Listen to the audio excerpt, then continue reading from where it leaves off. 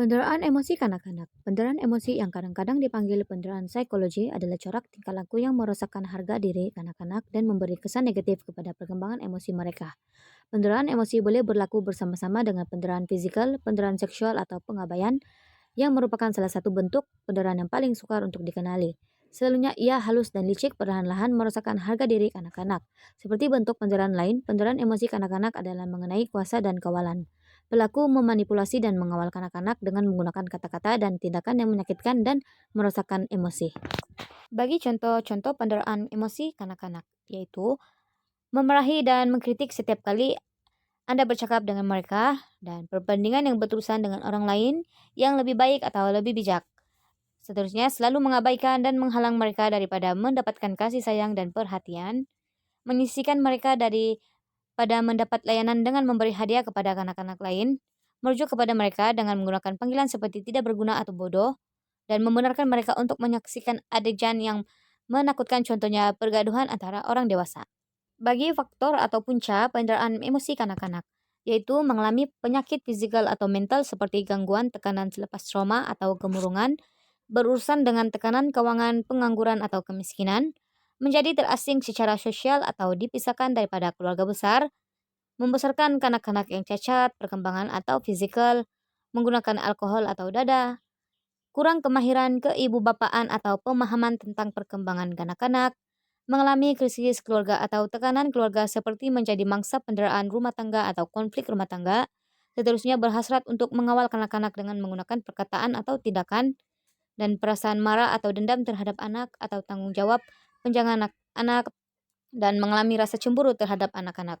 Bagi kanak-kanak yang didera secara emosi, mungkin menunjukkan tingkah laku yang boleh menjadi tanda penderaan, termasuklah kebimbangan, percobaan untuk mengelak situasi tertentu seperti pergi ke aktiviti atau rumah orang lain, kemerosotan prestasi di sekolah, perkembangan emosi yang lambat, kemurungan, ingin menyakiti diri sendiri atau orang lain dengan sengaja, terdesak mencari kasih sayang daripada orang dewasa lain, regresi perkembangan, contohnya mengopol atau mengotori selepas menguasai kawalan putih kecing dan usus, aduan kerap sakit kepala, sakit perut, atau gejala somatik lain tanpa sebab yang diketahui. Selain itu, kehilangan minat dalam aktiviti sosial atau minat lain dan kurang keyakinan diri. Bagi kesan penderaan emosi kanak-kanak, yaitu yang pertama, gangguan psikiatri. Kedua, gangguan perkembangan psikologi kanak-kanak. Ketiga, gangguan perkembangan fisikal kanak-kanak.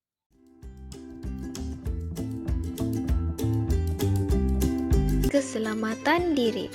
Baiklah murid-murid, tahukah Anda bahawa terdapat dua jenis sentuhan, iaitu sentuhan selamat dan tidak selamat? Mari kita mulakan dengan mengenal sentuhan selamat. Sentuhan selamat ialah seperti kita dipeluk ibu, berjabat tangan, diperiksa oleh doktor, atau tangan dipegang ketika hendak melintas jalan raya. Murid-murid dapat mengetahui jika ianya sentuhan selamat. Perasaan yang dapat dirasai oleh murid-murid ialah berasa gembira, ketawa, disayang, tenang, dan tidak ragu-ragu. Seterusnya ialah sentuhan tidak selamat. Tahukah murid-murid bahagian yang tidak boleh disentuh oleh orang lain selain dari diri kita sendiri, yaitu mulut, dada, punggung, dan kemaluan? Contohnya, apabila seseorang menyentuh atau mencium kemaluan Anda, apabila seseorang menunjukkan kemaluannya kepada Anda.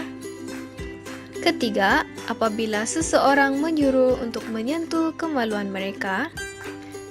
Keempat, apabila seseorang membawa Anda untuk melihat orang yang tidak berpakaian dari video ataupun gambar. Murid-murid dapat mengetahui sentuhan tidak selamat. Perasaan yang dapat dirasai ketika berlakunya sentuhan tidak selamat ialah tidak selesa, takut, marah, sedih, dan menangis. Jika hal ini berlaku, murid-murid perlu menjerit untuk meminta pertolongan atau jerit "jangan" atau "berhenti". Selain itu, murid juga boleh lari untuk meminta pertolongan dari orang lain atau di tempat yang selamat. Murid-murid perlu memberitahu orang yang boleh dipercayai seperti ibu atau bapa, guru atau saudara terdekat. Jagalah keselamatan diri anda, kerana diri anda begitu berharga. Sekian daripada cikgu. Terima kasih murid-murid kerana mengambil perhatian dalam pembelajaran keselamatan diri.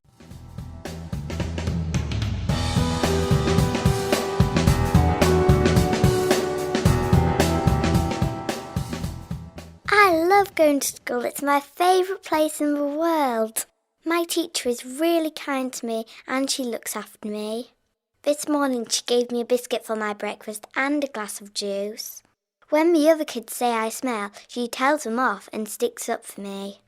I love school dinners. They're the best thing I've ever tasted. I wish we could have food like that at home. But most nights we have a plate of chips for our tea. But sometimes for a treat, my dad lets us just have sweets. That's all, just sweets. Just loads of sweets. It's great. Sometimes we don't have anything for tea and I go to bed with a rumbling tummy. But it goes off. Sometimes I can't get to sleep because there's loud music playing. And I keep hearing doors banging.